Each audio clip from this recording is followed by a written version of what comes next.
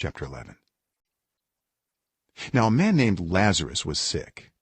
He was from Bethany, the village of Mary and her sister Martha. This Mary, whose brother Lazarus now lay sick, was the same one who poured perfume on the Lord and wiped his feet with her hair. So the sisters sent word to Jesus, "Lord, the one you love is sick." When he heard this, Jesus said, "This sickness will not end in death. No, it is for God's glory, so that God's Son may be glorified through it." Now Jesus loved Martha and her sister and Lazarus. So when he heard that Lazarus was sick, he stayed where he was 2 more days.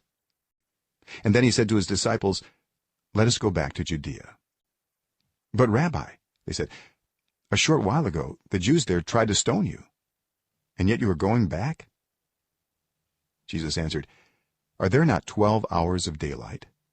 Anyone who walks in the daytime will not stumble, for they see by this world's light. It is when a person walks at night that they stumble, for they have no light." After he had said this, he went on to tell them, "Our friend Lazarus has fallen asleep, but I am going there to wake him up."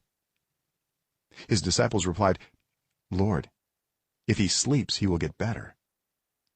Jesus had been speaking of his death, but his disciples thought he meant natural sleep. So then he told them plainly, "Lazarus is dead, and for your sake I am glad I was not there, so that you may believe. But let us go to him." Then Thomas, also known as Didymus, said to the rest of the disciples, "Let us also go, that we may die with him." On his arrival, Jesus found that Lazarus had already been in the tomb for 4 days. Now Bethany was less than 2 miles from Jerusalem, and many Jews had come to Martha and Mary to comfort them in the loss of their brother. When Martha heard that Jesus was coming, she went out to meet him, but Mary stayed at home. "Lord," Martha said to Jesus, "if you had been here, my brother would not have died. But I know that even now God will give you whatever you ask."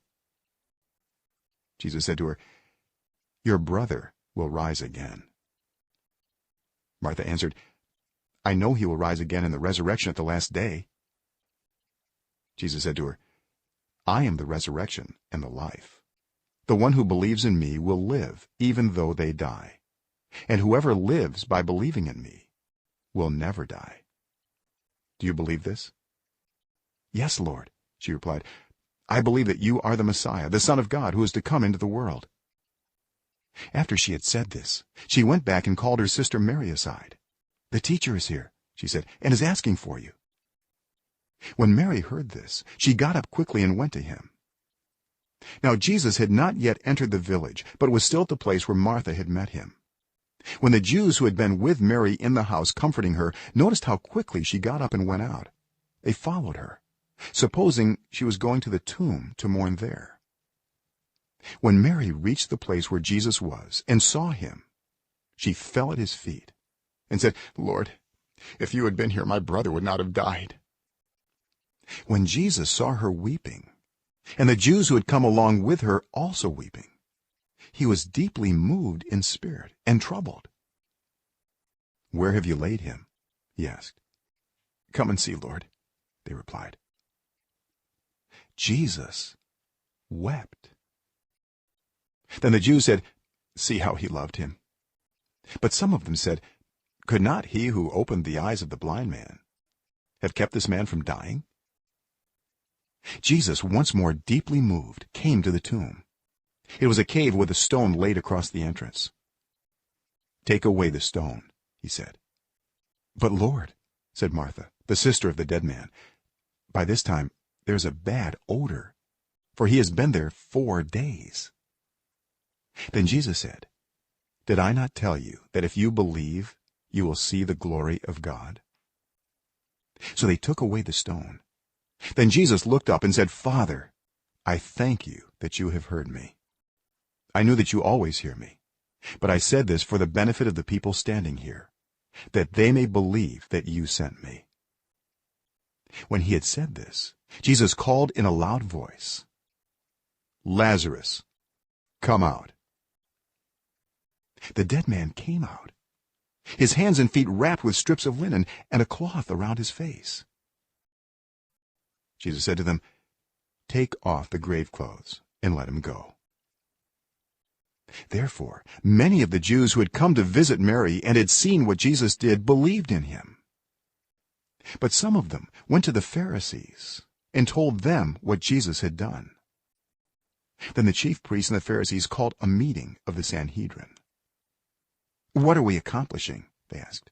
"Here is this man performing many signs. If we let him go on like this, everyone will believe in him, and then the Romans will come and take away both our temple and our nation." Then one of them, named Caiaphas, who was high priest that year, spoke up. "You know nothing at all. You do not realize that it is better for you that one man die for the people than that the whole nation perish." He did not say this on his own, but as high priest that year he prophesied that Jesus would die for the Jewish nation, and not only for that nation but also for the scattered children of God, to bring them together and make them one. So from that day on they plotted to take his life. Therefore Jesus no longer moved about publicly among the people of Judea. Instead he withdrew to a region near the wilderness, to a village called Ephraim, where he stayed with his disciples. When it was almost time for the Jewish Passover, many went up from the country to Jerusalem for their ceremonial cleansing before the Passover. They kept looking for Jesus, and as they stood in the temple courts they asked one another, "What do you think? Isn't he coming to the festival at all?" But the chief priests and the Pharisees had given orders that anyone who found out where Jesus was should report it, so that they might arrest him.